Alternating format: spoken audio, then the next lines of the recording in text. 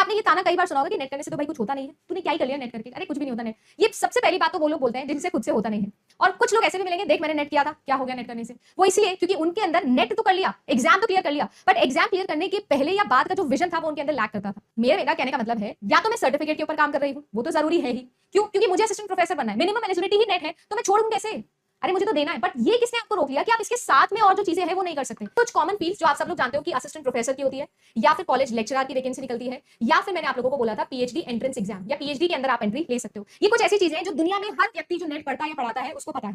But उसके बाद भी मैंने आपको बहुत सारी चीजें बताई थी, और मैंने आपको बोला था कि self awareness is the word जो यहाँ पर हम यूज करेंगे, जैसे कि टीचिंग असिस्टेंट की पोस्ट, रिसर्च असिस्टेंट की पोस्ट, इसके अलावा भी और भी बहुत सारी प्राइवेट असिस्टेंट्स, जेआरएफ की वैकेंसीज, बहुत सारे के सारे ऑर्गेनाइजेशन जितने भी आपके नवरत्न महारत्न है सब के अंदर निकलती है। एक ऐसा सर्टिफिकेशन करके बैठ जाना सो कॉल्ड, जिससे क्या ही होता है, आप प्रूव करो कि क्या ही होता है। कैसे? सिर्फ सर्टिफिकेट के लिए नहीं, नॉलेज डोमेन के लिए काम करके देखो।